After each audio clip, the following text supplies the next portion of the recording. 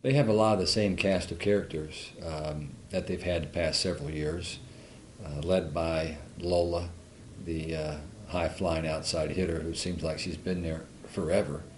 But she's a good player. She's their version of Ariel Turner.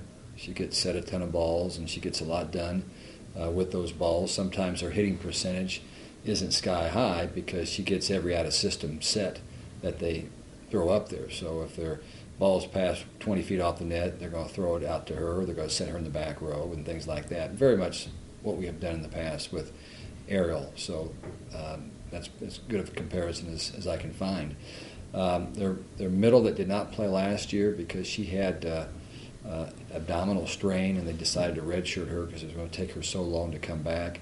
Her name is Rucker, and she's a really athletic middle.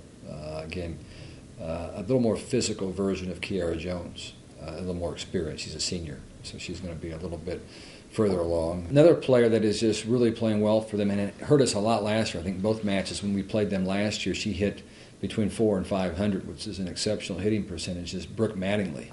And Mattingly is really good going off 1 foot, but she's also getting better going in front, does a decent job blocking. So they have two high-level middles. They have a really good outside hitter in Lola, and they have some solid players around them. They run a 6-2 offense, which our fans have seen us do from time to time. Two good setters. One's a freshman. I think the other's a sophomore that might have transferred from St. Louis, which is where Ann Cordes came from. Ann is now in her second year as a head coach there, and she was at St. Louis. And two feisty little setters that they prefer not to play in the front row because they're not real tall and not real good blockers. One of the other outside hitters is James, who transferred from Nebraska a year ago, and on certain nights can be very, very good. On their right side, they're playing an international kid that played a lot for them last year, and also they're playing Jewel or Sahagian, who are two good athletes. Sahagian transferred from Tennessee this year. Jewel's a high flyer that has not gotten off to a real good start, so I don't know if she's hurt or just hasn't gotten into a role yet. But they have good balance. You know, they're going to have three hitters up there all the time. They've got capable setting, got a terrific libero. They're a good team, and they finally jumped into the top 25 this week after a win over number 10 Kentucky. Their only loss on the season is to Penn State. They haven't been on the road yet. I think all of their matches have been at home up to this point in time. So this will be a neutral floor, obviously at Cincinnati, but at least we won't be playing at the Yum Center in downtown Louisville. So that's kind of the book on them. They'll play with a lot of emotion. This will be a big match for both teams, and I think they'll be excited, and we need to match that mentality.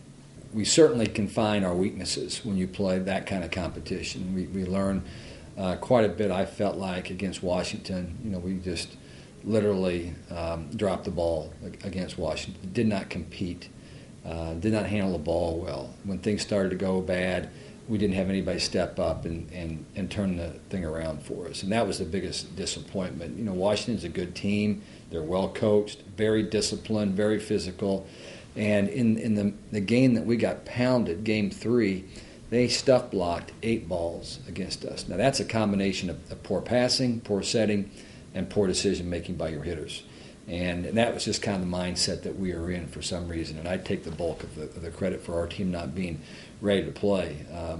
We felt like it was going to be a big match, and for whatever reason, we didn't play well against Washington. So, but we take some things from there. You know, we know our setting has to improve. Our ball control is getting better. We did a great job of bouncing back from what I thought was one of the most demoralizing losses I've ever been associated with, to get beat the way we got beat by Washington after our program has reached the number 7 ranking in the country, which is something you're always trying to get that respect from your peers and from the people across the land, and we get into that spot and then we lay an egg.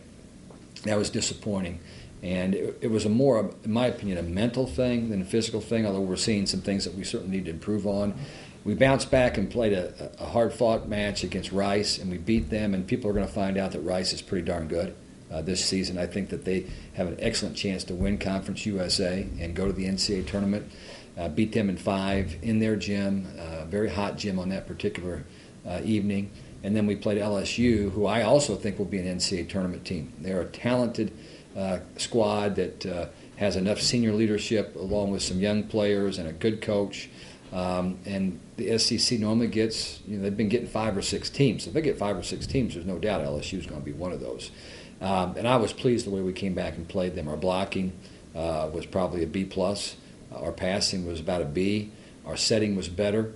And so overall, I felt like the tournament was a success. And so to answer your question, yeah, I think we're learning a lot by playing the good competition. That will continue this weekend with Louisville and Cincinnati.